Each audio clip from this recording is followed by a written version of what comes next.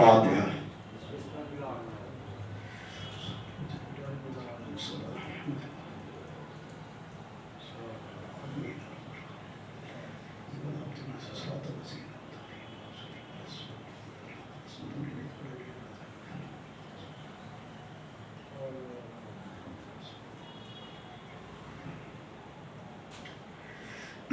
اعوذ باللہ من الشیطان الرجیم والصلاة والسلام علی سید المرسلین وسیدنا ونبینا وشفیعنا وذنوبنا ابوالقاسم بن محمد صلوات۔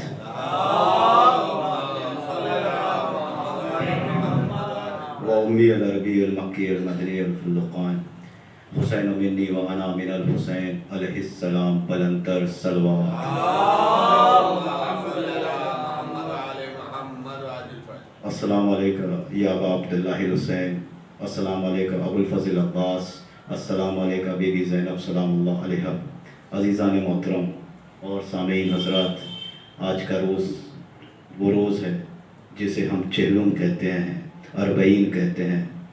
میں نے زیارت کے 3 الفاظ یا میں کہوں 3 رکن آپ کے سامنے پیش کیے۔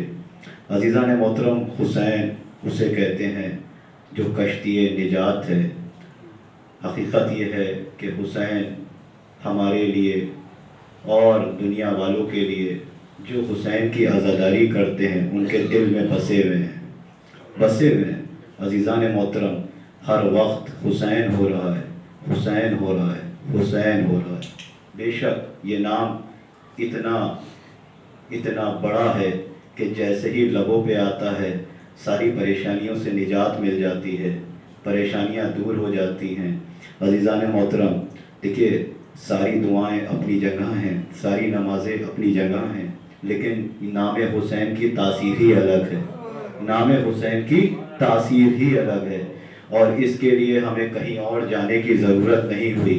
ہم نے دیکھا راہب حسین کے پاس گیا، راہب حسین کے پاس گیا اور بیٹے پائے، 1 نہیں پایا، 2 نہیں پائے، 3 نہیں پائے، یعنی حسین دینے والا ہے، حسین دینے والے کا نام ہے۔ لوگ کہتے ہیں خالی نام لینے سے کیا ہوگا، خالی نام لینے سے کیا ہوگا۔ دیکھیے سب سے پہلے جب بچہ کسی کے یہاں ولادت پاتا ہے نا تو ماں سب سے پہلے اس کو کیا سکھاتی ہے؟ کان میں اذان دی جاتی ہے، اقامت دی جاتی ہے، سنائی جاتی ہے، اللہ کا نام سنایا جاتا ہے۔ سن کے بچے کے دل میں یہ بات بیٹھ جاتی ہے کہ اللہ ایک ہے، اللہ ایک ہے۔ اگر اس کے کان میں اذان نہ دی جائے، اقامت نہ دی جائے تو شاید اس تک یہ بات نہ پہنچے۔ اسی طریقے سے ہم نے جیسے ہی ولادت پائی، ماں کی گود میں گئے، سینے پہ ہاتھ مارا، حسین کو جانا، حسین کو پہچانا۔ ہماری شناخت ہی حسین سے، ہماری شناخت حسین سے، ہماری پہچان حسین سے۔ عزیزان محترم، یہ نام اتنا بڑا ہے۔ میں نے جیسے کہ آپ کے سامنے ابھی پیش کیا، راہب کو بیٹے عطا کیے۔ فطرس نبیوں کے پاس گیا، عزیزان محترم نبیوں کے پاس گیا۔ میں یوں نہیں کہتا کہ حسین سب سے برتر ہیں، میں نے نہیں کہا، لیکن وہ نبیوں کے پاس گیا، بالوں پر نہ ملے۔ اور 1 نبی کے پاس نہیں گیا، 2 نبی کے پاس نہیں گیا، کتنے نبیوں کے پاس گیا۔ آخرکار حکم الہی تھا اس جگہ جاؤ جہاں حسین کی ولادت ہو رہی ہے۔ عزیزان محترم، حسین کے پاس آیا، حسین تھے گہوارے میں، گہوارے سے اپنے آپ کو مس کیا، صرف مس کیا۔ فطرس کو بالوں پر عطا ہوئے۔ آج دنیا ہم سے یہ پوچھتی ہے یہ جھولا کس کام کا ہے، یہ تابوت کس لیے اٹھ رہا ہے، یہ علم کس لیے ہے۔ عزیزان محترم، جس طریقے سے فطرس کو بالوں پر مل گئے اسی طریقے سے ہمیں شفا ملتی ہے، شفا ملتی ہے۔ عزیزان محترم، یہ حسین کی عطا ہے، یہ حسین کی عطا ہے۔ آج جو عزاداری کے سارے رکن ہیں۔ اب یہاں پہ ایک بات کہتا چلوں، کچھ لوگوں کو ایسا لگتا ہے کہ یہ رسم ہے. عزیزان محترم یہ رسم نہیں ہے، یہ ارکان ہے. جس طریقے سے نماز میں ارکان ہے. بھائی نماز آپ پڑھنے جائیے، آپ سجدے میں بھی جائیں گے، آپ رکوع میں بھی جائیں گے، آپ تشہد بھی پڑھیں گے، کوئی چیز چھوڑیں گے نہیں. کیا کہنے گے ارکان نماز ہیں، ویسے ہی ارکان عزاداری ہیں. اس سے گریز نہ کریے، اس سے دور نہ ہوئیے. بالکل آخر یہ جو سامنے تعزیہ رکھا ہے آنے والے وقت میں حقیقت ہے. دیکھیے اپنے بھائیوں میں پڑھنے میں یہی اچھائی ہوتی ہے، کم سے کم جو بات دل میں ہوتی ہے وہ زبان پہ آ جاتی ہے. تعزیہ رکھا ہے. بہت سے آج ماشاءاللہ سے لوگ وہ یہ بھی کہتے ہیں اس تعزیے کی اب ضرورت کیا ہے، ایک زری بنوا کے رکھ دیں، ہر سال وہ امام باڑے میں رہے گی، اٹھانے کی ضرورت نہیں پڑے گی. بھائی حقیقت ہے اٹھانے کی ضرورت نہیں پڑے گی. دیکھیے عزاداری جس طریقے سے ہو رہی ہے ہمیں اسی طریقے سے کرنی ہے. تعزیہ امام حسین کی پہچان بتا رہا ہے، پہچان بتا رہا ہے. ہم نہیں اٹھا رہے ہیں، تمام مسلمان اٹھا رہے ہیں، تمام مسلمان.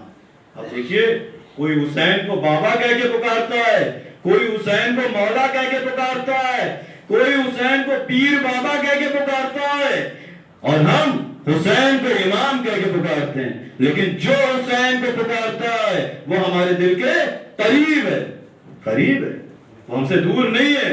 کیوں؟ وہ حسین کو مانتا ہے، اور جو حسین کو مانے اس کے لیے عزا خانے ہمیشہ کھلے ہیں. ویسے تو ان کے لیے بھی کھلے ہیں جو نہیں مانتے. آئیں اور آ کے بیٹھیں، حقیقت جانیں کہ ہم عزاداروں کو کس طریقے سے عزاداری کرتے دیکھنا چاہتے ہیں، کس طریقے سے عزاداری ہو رہی ہے. ایک بات بلند نعرہ سلوات.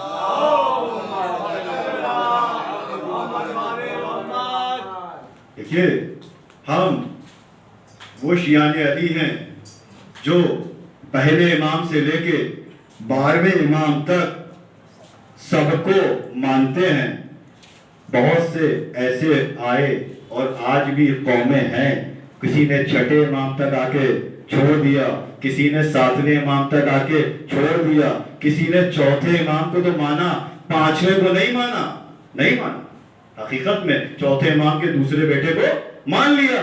عزیزان محترم اختلافات ہوتے گئے، لیکن ہم شیعان علی، شدت سے علی کو چاہنے والے، شیعہ کے معنی شدت سے علی کو چاہنے والا، ہم وہ شیعان علی ہیں جو پہلے سے لے کے 12 تک اسی طریقے سے مانتے ہیں. جیسے پہلے کو علی کو مانتے ہیں ویسے ہی حسن کو مانتے ہیں، ویسے ہی حسین کو مانتے ہیں، ویسے ہی امام زین العابدین کو مانتے ہیں، اور ویسے ہی آخر الزماں کو مانتے ہیں. حقیقت ہے ہمارے 12 محمد ہیں، ہمارے پاس 12 علی ہیں. ایک بہت بلند نعرہ سلوات. ہمارے پاس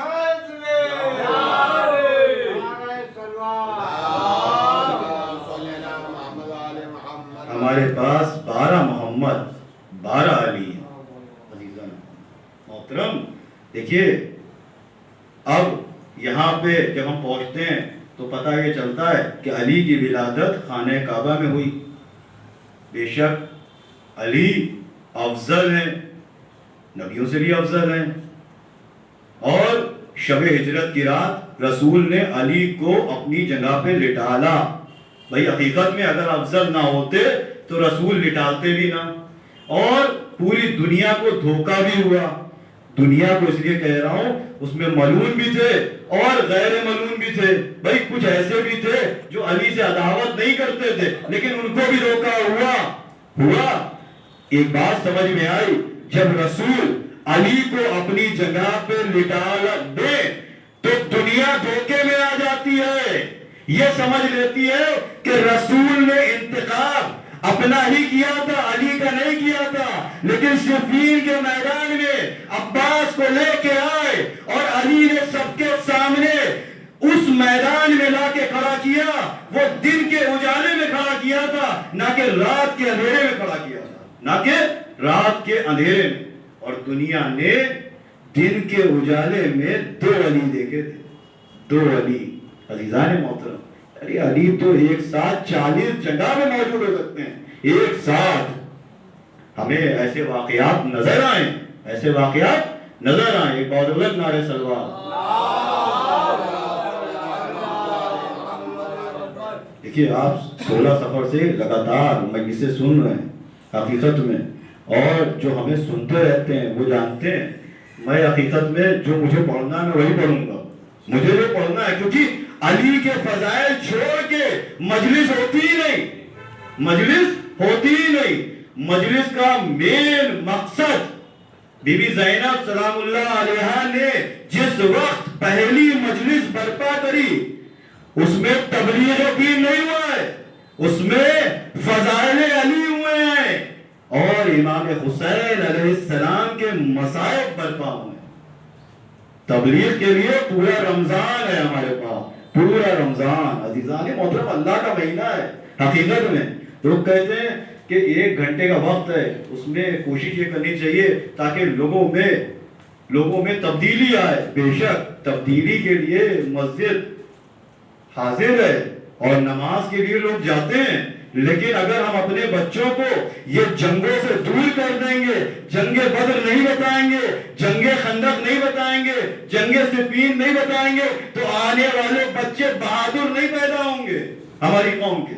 حقیقت ہے ان کو پتہ ہی نہیں چلے گا خیبر کا در علی نے 2 انگلیوں پہ کیسے اکھاڑا تھا، کیسے اکھاڑا تھا. آج بہت سے ایسے بھی ریسرچ کرنے والے عالم موجود ہیں، وہ کہتے ہیں میرے سمجھ میں نہیں آتا کہ علی نے 2 انگلیوں پہ کیسے باب خیبر اکھاڑ دیا. نہیں سمجھ میں آتا. عزیزان محترم آپ کے سمجھ میں نہیں آئے گا، کیونکہ اسی کے سمجھ میں آئے گا جس کی قبر میں علی آئیں گے، جس کی قبر میں علی آئیں گے. ہر ایک کی قبر میں علی نہیں آئیں گے. دیکھیے زبان سے علی علی علی علی کہتے رہیے، اپنے آپ میں بار بار کہتا ہوں ساری پریشانیاں دور ہوتی رہیں گی. ایک بہت بلند نعرہ اگری.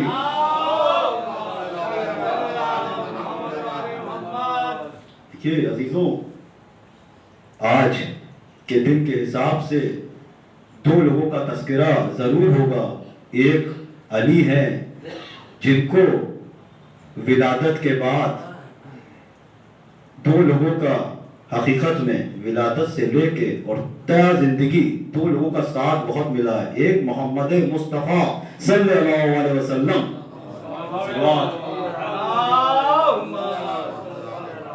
بھائی رسول ہے ہمارے آخری رسول.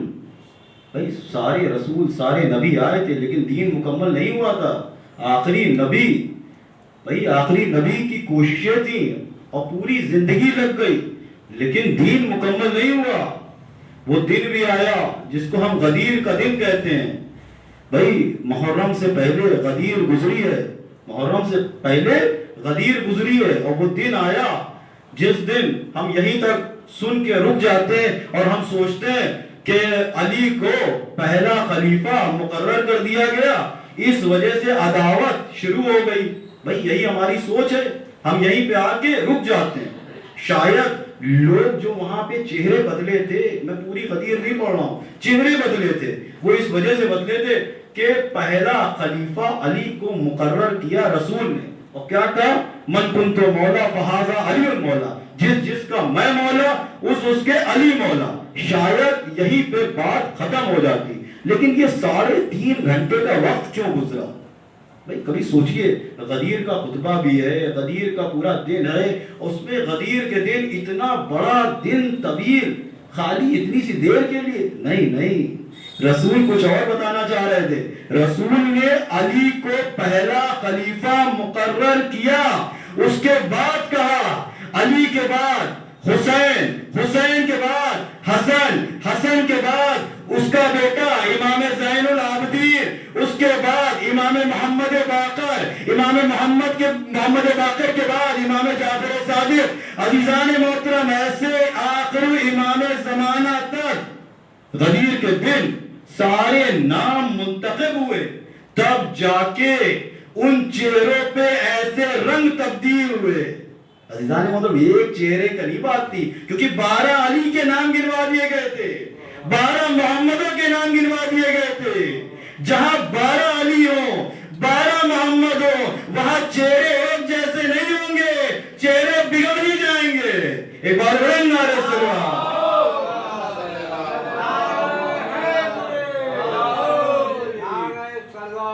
چہرے بگڑے،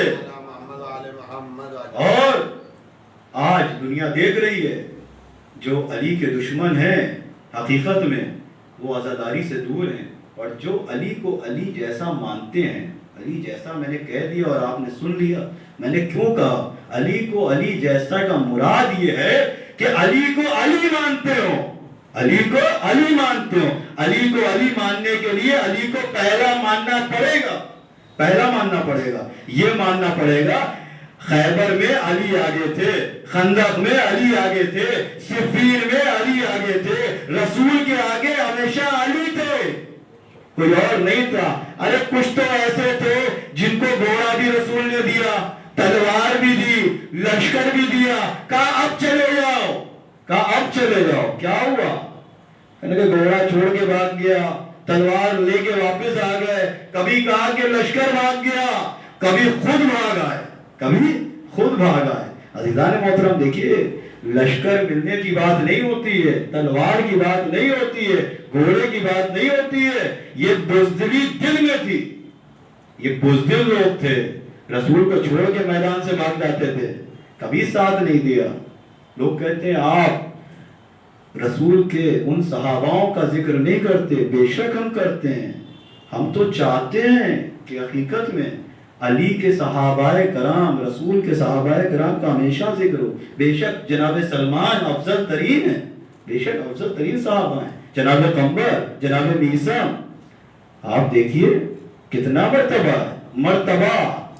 بھائی سلمان کہاں بیٹھے ہیں؟ دہلیز سیدہ پہ۔ لوگ کہہ رہے ہیں کیوں بیٹھے ہو؟ بھائی دہلیز سیدہ پہ کیوں بیٹھے ہو؟ اور دہلیز سیدہ پہ بیٹھ کے دہلیز کو صاف کرتے جا رہے ہیں۔ بھائی آج کا مولوی ہوتا وہ کیا کہتا؟ کہتا ارے دہلیز سیدہ پہ گردہ صاف کر رہے ہو کیا؟ بھائی حقیقت ہے، دہلیز سیدہ پہ بیٹھ کے کیا کر رہے ہو؟ مسجد کے باہر جا کے بیٹھو، بھائی عبادت کی جگہ ہے، وہ کہاں بیٹھے؟ دہلیز سیدہ پہ، اور صاف کیا کر رہے ہیں؟ زمین، خاک اٹھاتے جاتے ہیں۔ کہنے کہ کیا کر رہے ہو؟ کہنے کہ فضائل جمع کر رہا ہوں۔ کیا جمع کر رہے ہیں؟ فضائل جمع کر رہے ہیں۔ عزیزان محترم، دہلیز سیدہ سے فضائل ملتے ہیں۔ ہم جو جا کے درگاہ حضرت عباس میں یہ جو ماتھا رکھتے ہیں، کیوں رکھتے ہیں؟ برکت ملتی ہے، حقیقت ہے، برکت ہے، یہ عبادت کی جگہ ہے۔ آج لوگ تھوڑا سا اس چیز پہ پریشان ہوتے ہیں، وہ کہتے ہیں دیکھیے نماز میں آپ جا کے اللہ کے آگے سجدہ کر سکتے ہیں، اور کسی کربلا درگاہ میں جا کے سجدہ نہ کریے۔ کہنے کیوں نہ کریں؟ کہنے نہ کریے۔ بھائی دیکھیے حقیقت میں میرے نہیں سمجھ میں آیا جناب سلمان کیوں دہلیز سیدہ پہ سجدہ بھی کرتے تھے، زمین سے خاک بھی اٹھاتے تھے، مرتبہ سیدہ جانتے تھے، مرتبہ سیدہ جانتے تھے۔ عزیزان محترم ویسے ہی غازی کا مرتبہ ہے، غازی قمر بنی ہاشم کا مرتبہ ہے، تمنائے مشکل کشا ہیں، باب الحوائج ہیں، باب المراد ہیں۔ کتنی مرادیں ملتی ہیں، ہاتھ پھیلا کے تو مانگیے، کیا نہیں ملتا وہاں سے۔ لوگ پانی لے کے آتے ہیں کربلا سے، کہتے ہیں نہر فرات کا پانی ہے، اور غازی عباس کی قبر جہاں زری ہے اس کے نیچے وہ پانی مست ہوتا رہتا ہے، وہ لے کے آتے ہیں، اس پانی کو پیتے ہیں، کیا ہوتا ہے؟ شفا ملتی ہے۔ خاک کربلا آتی ہے، زبان پہ رکھتے ہیں، شفا ملتی ہے۔ اس مٹی میں اتنی تاثیر ہے، جہاں حسین کا لہو بہا اس زمین میں اتنی تاثیر ہے، حقیقت ہے۔ عزیزان محترم وہ دور بھی ابھی گزرا تھا، بس میں زیادہ دیر آپ کے سامنے گفتگو نہیں کروں گا۔ وہ دور بھی گزرا تھا جس وقت بھائی بھائی کا نہیں تھا، دوست دوست کا نہیں تھا، ہم نے اپنی آنکھوں سے دیکھا، باپ بیٹے کا نہیں تھا، کہ بیماری ایسی تھی گھر میں کوئی مر جاتا تھا لوگ گھر چھوڑ کے چلے جاتے تھے۔ دوسروں نے میتیں اٹھائی ہیں، دوسروں نے، ہر مذاہب کے لوگوں کی بتا رہا ہوں، خالی شیعان علی کی نہیں بتا رہا ہوں۔ شیعوں میں تو شاید کچھ ایسے بھی افراد تھے جنہوں نے دوسرے مذاہب کی بھی میتیں اٹھائی ہیں۔ باپ باپ کا نہیں تھا، بیٹا بیٹے کا نہیں تھا۔ لیکن ایران میں ایک جگہ ہے جسے مشہد کہتے ہیں، جہاں امام رضا کا روضہ ہے، امام رضا ہمارے 8ویں امام، ان کا روضہ ہے، وہاں مریضوں کو لے جاتے تھے، اور اسی حرم میں لٹال دیتے تھے، اسی حرم میں بیٹس لگا رکھے تھے، لٹالتے تھے اور شفا ملتی تھی۔ دواؤں میں کیا دیتے تھے؟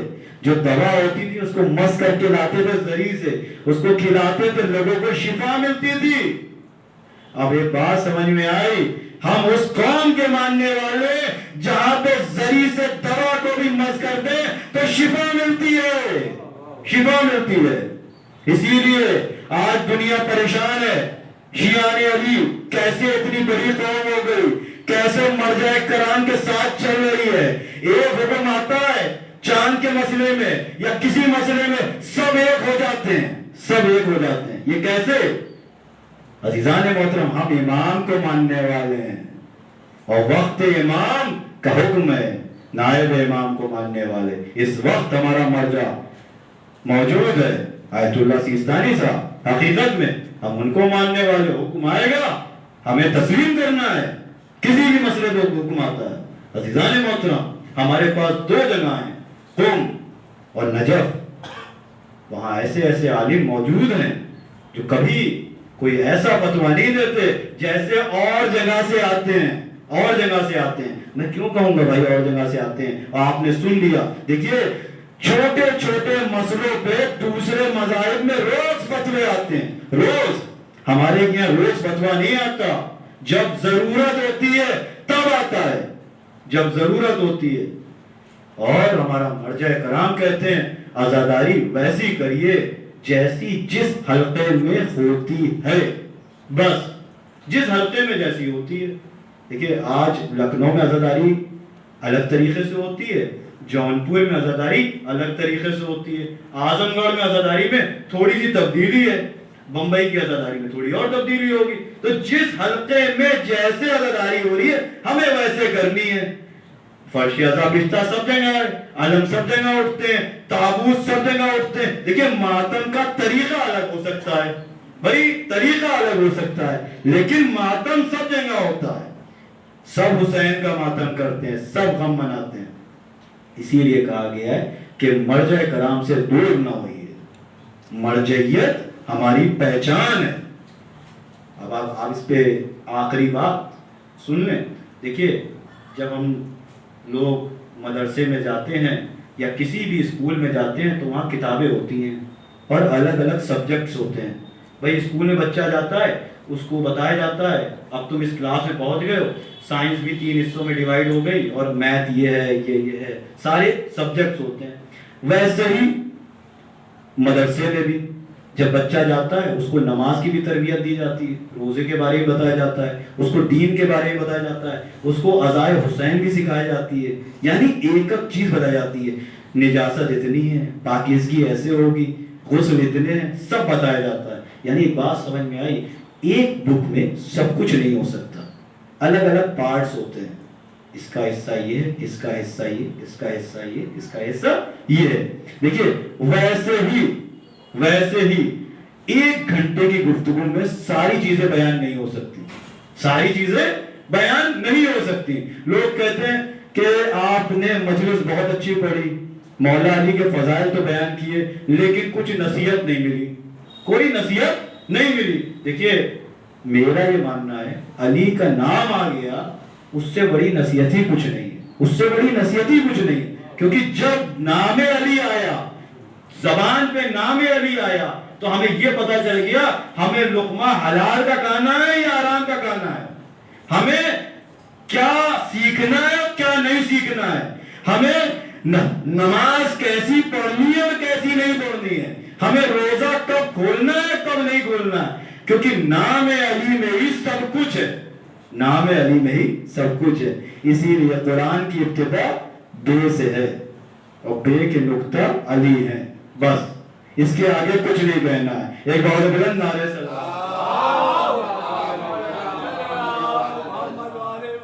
نعرے حیدری، ایک بہت بلند نعرہ عزاداری ہماری پہچان ہے۔ عزاداری ایسی کر رہے ہیں دنیا میں لوگ جیسی ہونی چاہیے۔ 40 پہ 2 کروڑ کے اوپر لوگ پہنچے ہیں اور پوری دنیا سے پہنچے ہیں۔ میں نے ابھی اس سے پہلے بھی مجلس میں یہ پڑھا تھا، اور لوگوں نے جو بیٹھے انہوں نے سنا ہوگا کہ دیکھیے ایک شہر میں اگر 1,00,000 لوگ آ جائیں، جس کی مطلب ایریا، جس کا پورا ایریا 5, 10 لاکھ، 15 لاکھ، 20 لاکھ سے زیادہ لوگوں کا نہ ہو، 20 لاکھ لوگوں کا ہوگا میکسیمم، اس سے زیادہ لوگ نہیں آ سکتے. بھائی ایک ہر ایک شہر کی ایک وہ ہوتا ہے، ایریا ہوتا ہے، اس سے زیادہ لوگ اس شہر میں نہیں آ سکتے. لیکن اگر مانیے اس شہر میں 2 کروڑ لوگ آ جائیں، 2 کروڑ لوگ، اور ایک تاریخ میں سب کے سب 2 کروڑ لوگ ہوتے ہیں. اب وہ تاریخ ہے چیلم کی، شب چیلم سے لے کے چیلم تک 2 کروڑ لوگ کربلا میں ہوتے ہیں. 2 کروڑ لوگوں کے لیے کھانے کا انتظام کون کرے گا؟ کون کرے گا؟ بھائی ہم تو یہ سمجھ رہے راستے میں 2 کروڑ تو چلیے راستہ تھا، لوگ انتظام کر رہے تھے، جو لوگ آ رہے تھے وہ لے کے آ رہے تھے. لیکن جب سب کربلا میں آ گئے 2 کروڑ لوگوں کے لیے اگر ایک روٹی بھی ایک انسان کھاتا ہے تو 2 کروڑ روٹی ایک وقت میں چاہیے. ایسے 3 وقت میں کون انتظام کرتا ہے؟ کون کرتا ہے؟ عزیزان محترم، بس آخری جملہ دیکھیے، تاریخ ہے اور ہم اہل بیت کے ماننے والے ہیں.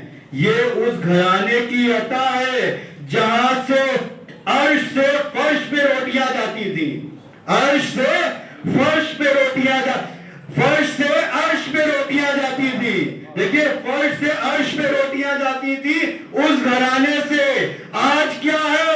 اسی گھرانے کی روٹیاں جو عرش پہ گئی ہوئی تھی وہ واپس آ رہی ہیں. عزیزان محترم، ہم اہل بیت کے ماننے والے ہیں، وہ ظاہروں کو بھوکا نہیں رکھ سکتے.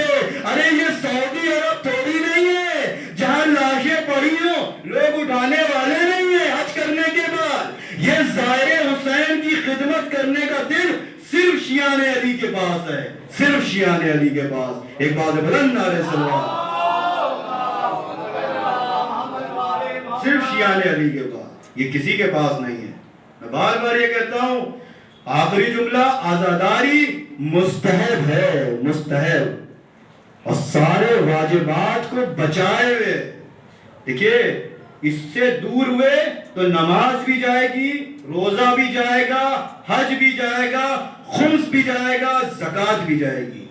اس کے پیچھے مسئلہ یہ ہے کہ جب کوئی مر جائے اس کے بعد آپ نمازیں پڑھوا سکتے ہیں پیسے دے کے، روزے رکھوا سکتے ہیں، حج کروا سکتے ہیں کسی کو پیسے دے کے، زیارت بھی کروا سکتے ہیں. لیکن اگر باپ کے دل میں یا بیٹے کے دل میں ولایت علی نہیں تھی، مرنے کے بعد نہیں آ سکتی، مرنے کے بعد نہیں آ سکتی. ایک بات بلند نعرے سلوات. حقیقت ہے عشق علی اسی لیے سب سے الگ ہے، سب سے. اور نماز باوقت پڑھیے. دیکھیے حقیقت میں ہمارے اماموں نے کبھی نماز نہیں چھوڑی ہے، نماز ضرور پڑھیے، باوقت پڑھیے. فجر کی فجر کے ٹائم پڑھیے، ظہر کی ظہر کے ٹائم. ہمارے کیا ظہر و عصر کی ایک ساتھ پڑھتے ہیں کیونکہ رسول نے پڑھی تھی. اور مغرب عشاء کی آپ ایک وقت میں پڑھیے، کوئی مسئلہ نہیں ہے. لیکن نماز باوقت پڑھیے، عزاداری ہر وقت کریے، ہر وقت. اب یہاں پہ لوگ یہ کہتے ہیں کہ دیکھیے عزاداری نماز، عزاداری لوگ کرتے کرتے شبیداریاں اتنی کرتے ہیں کہ ان سے نماز ترک ہو جاتی ہے. بھئی میں مان سکتا ہوں، ہو سکتا ہے کسی سے نماز ترک ہو جاتی ہے، وہ قضا پڑھ لیتا ہوں، میں یہ نہیں کہہ رہا ہوں. دیکھیے اس کو پڑھنی چاہیے، میں یہ نہیں کہہ رہا ہوں کہ نہیں پڑھنی چاہیے، نماز پڑھنی چاہیے عزاداری کرنے کے بعد. لیکن کہیں ایسا نہ ہو کہ آپ 5 وقت نماز ضرور پڑھتے ہو، عزاداری میں ماتم ہو رہا ہو، آپ کہہ رہے ہو میں نماز پڑھ کے تھک گیا، میں عزاداری نہیں کر پاؤں گا، میں ماتم نہیں کر پاؤں گا. دیکھیے دونوں چیزیں سوچیے. جس طریقے سے نماز پڑھے اسی طریقے سے حلقے میں ماتم بھی کرنا ضروری ہے، اور جس طریقے سے حلقے میں ماتم کر رہے ہیں اسی طریقے سے عزاداری کرنی ضروری ہے، ضروری ہے. عزاداری کے بغیر کچھ نہیں ہونے والا ہے. نمازیں تو بہت پڑھ رہے تھے، ابلیس بھی بہت بڑا نمازی تھا، بہت بڑا نمازی تھا، نشان بھی تھا ماتھے پہ. تو ہم نشان کو دیکھ کے یہ نہیں سمجھتے ہیں کہ بہت بڑے نمازی ہیں یہ جنت میں جائیں گے. جنت میں وہی جائے گا جس کی شہزادی گواہی دیں گی. کوئی ایرا دائرہ نہیں جائے گا، کوئی نہیں جائے گا ایرا دائرہ. ایک بات بلند نعرہ سلوات. کوئی نہیں جائے گا. اور کچھ ایسے بھی تھے جو رسول کے ادھر اور ادھر دفن ہیں، ادھر اور ادھر، یعنی رسول کی قبر ایک ادھر دفن ہے ایک ادھر دفن ہے. اب وہ سوچتے ہیں کہ دیکھیے رسول کے پاس دفن ہو کے ان کے سارے کے سارے گناہ بھی معاف ہو جائیں گے اور وہ جنت بھی چلے جائیں گے. بھائی زندگی بھر رسول کو اذیتیں دیں، علی سے جنگ کری، اور معاذ اللہ ان میں سے تو وہ تھے جنہوں نے بی بی فاطمہ زہرا پہ جلتا دروازہ گروا دیا ملعونوں نے، خدا لعنت کرے. اور ہم سوچے کہ یہ جنت جائیں گے، نہیں یہ جنت نہیں جائیں گے، یہ جنت نہیں جائیں گے. جس کا شہزادی سلام کا جواب نہ دے وہ جنت کیسے جا سکتا ہے؟ نہیں جائے گا. بس عزیزوں آج چیلم ہے، اور اس کا چیلم ہے حسین کا. امام حسین کا چیلم ہے.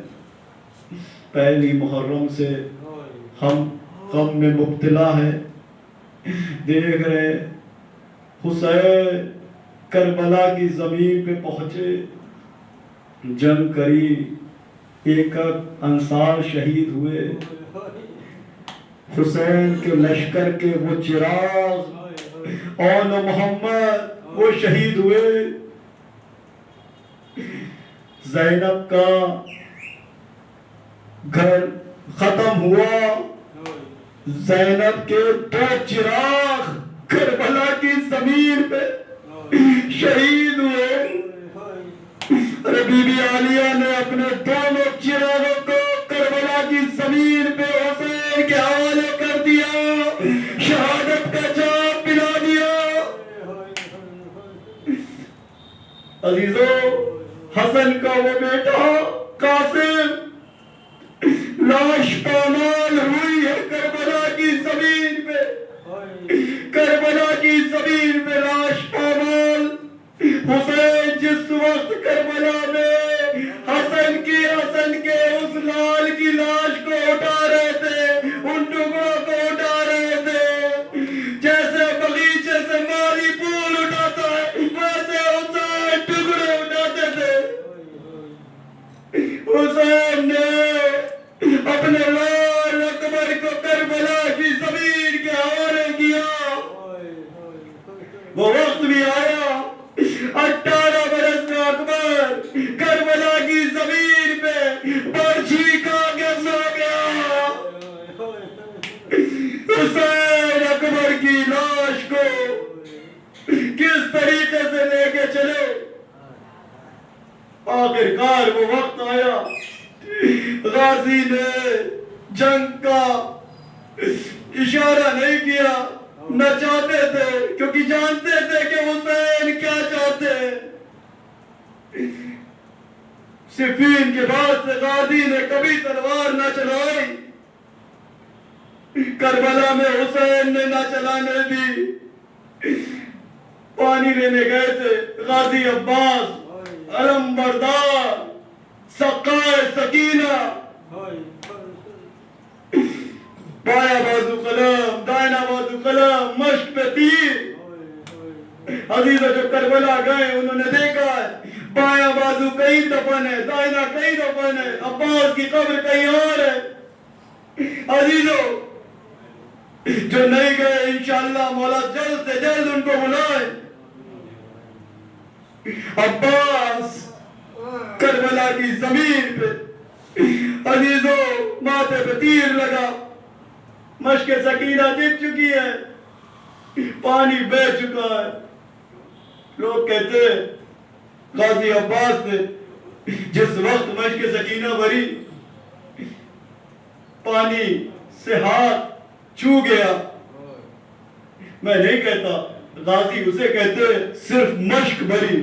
غازی عباس نے گھوڑے کو پلٹایا، مشق چاہتے تھے پہنچاؤ خیمے میں، بایاں بازو قلم دائنا قلم مشق سکینہ سے پانی بہہ چکا ہے. عزیزوں پورے مسائل چھوڑتا ہوں، عباس کربلا کی زمین پہ آؤ،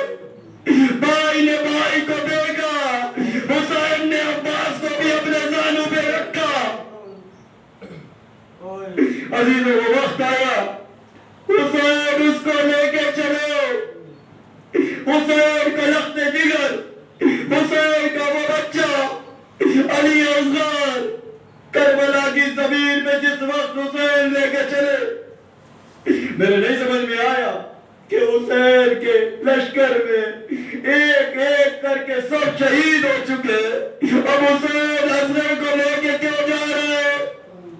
حسین نے کہا تمہاری نظروں میں گنہگار ہوں، تم مجھ سے جنگ کرنے آئے، اس بچے کی کیا خطا ہے؟ عزیزو اس کو پانی پلا دو، نہیں حسین نے پانی کی نہیں، حسین دکھانا چاہتے تھے دنیا میں کیسے کیسے حیوان موجود ہے، کیسے کیسے حیوان۔ تیر چلا، اس ملعون ارملا نے چلایا، اصغر کا گلا چدا، لوگ کہتے ہیں چدا، میں کہتا ہوں چدا نہیں، ذبح ہوا۔ یہ وہ تیر تھا جو جانوروں کو مارنے میں استعمال ہوتا تھا۔ اس کے بعد حسین تنا وہ جنگ کری کربلا کے میدان میں، ایسی جنگ نہ کبھی کسی نے دیکھی نہ سنی جو حسین نے جنگ کری، کئی گھنٹوں کی جنگ، زور سے عصر کے وقت تھاما ہے حسین نے، وقت تھاما ہے۔ لوگ کہتے ہیں نا کہ کیسے وقت تھمتا ہے، یہ ظہر سے عصر کے درمیان دکھتا ہے، حسین نے پورے وقت کو تھام دیا۔ جنگ کرتے کرتے ایک وقت آئی، الہی پیغام ہے، خدا کی مرضی ہے، حسین نے تلوار کو میان میں رکھا۔ دیکھیے اللہ کی مرضی ہے، اس کے آگے کچھ نہیں۔ حسین نے تلوار کو میان میں رکھا، نیزوں سے وار ہوتے، تلواروں سے وار ہوتے، تیروں سے وار ہوتے، جس کے پاس کچھ نہیں تھا وہ پتھر مارتے تھے۔ حسین کربلا کی زمین پہ پورا جسم تیروں پہ، حسین کربلا کی زمین پہ آئے، اس ملعون شمر نے وار کیا، ایک وار نہیں کیا، جیسے جیسے وار کرتا جاتا تھا رسول آ جاتے تھے، علی آ جاتے تھے، لیکن آخرکار وہ وار ہوا، حسین کا سر جسم سے الگ ہوا، حسین کربلا کی زمین پہ شہید ہوئے۔ ارے یہ غم بڑا تھا، لیکن اس کے بعد کا غم اس سے بڑا ہے۔ جب بی بی زینب، بی بی عالیہ سے پوچھا گیا، بی بی سجاد سے پوچھا گیا کہ اے عالیہ، اے سجاد، تمہیں سب سے زیادہ غم کہاں ملے؟ تو صرف ایک ہی آواز نکلتی تھی، وہ شام، شام اور شام۔ عزیزان محترم، یہ شام کے غم کیا تھے میرے نہیں سمجھ میں آیا، لیکن جیسے ہی یہ قافلہ شام پہنچا، اس ملعون کے دربار میں پہنچا، کئی گھنٹے، میں کیسے کہوں 72 گھنٹے تک بی بی عالیہ، بی بی زینب اس دربار کے باہر، اس محل کے باہر کھڑی رہی، جب تک ان ملعونوں میں سارے ملعون جمع نہیں ہو گئے، سارے شرابی جمع نہیں ہو گئے، تب تک بی بی زینب کو اندر آنے نہیں دیا گیا، دروازے کے باہر کھڑا کیا گیا۔ میرے نہیں سمجھ میں آیا، یہ 72 گھنٹے تھا بی بی عالیہ، نہیں، وقت امام سجاد ضرور تھے، لیکن وقت امام کا پیغام بی بی زینب دی۔ بی بی زینب نے وہ خطبہ یزید کے دربار میں دیا کہ کئی تاریخ میں نہیں ملتا۔ بعض عزیزوں، یہاں پہ میں بس ایک ہی بات کہوں گا، بی بی عالیہ اتنا غم ہم شام میں شیعان علی دیکھ رہے ہیں، آج تک سن رہے ہیں، آپ پہ جو پڑا اب آج چیلوں ہے۔ ارے جابر بتاتے ہیں کہ وہ قافلہ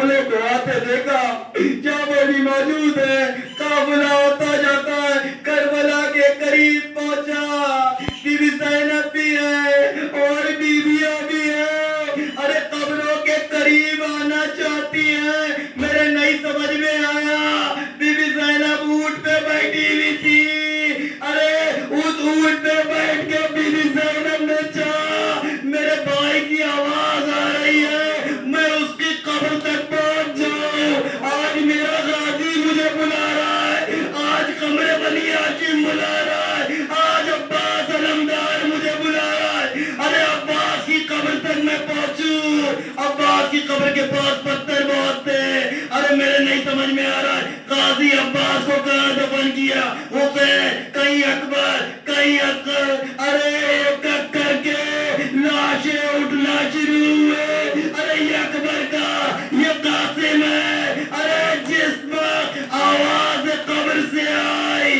میں غازی ہوں، بی بی زینب زمین پہ آئی، پتھروں سے ہٹانا شروع کیا، عباس کی قبر پہ بی بی عالیہ جیسے ہی لیٹی، دو ہاتھ بلند ہوئے، اپنی بہن کو گلے لگایا، انا للہ و انا الیہ راجعون، ماتم حسین یا حسین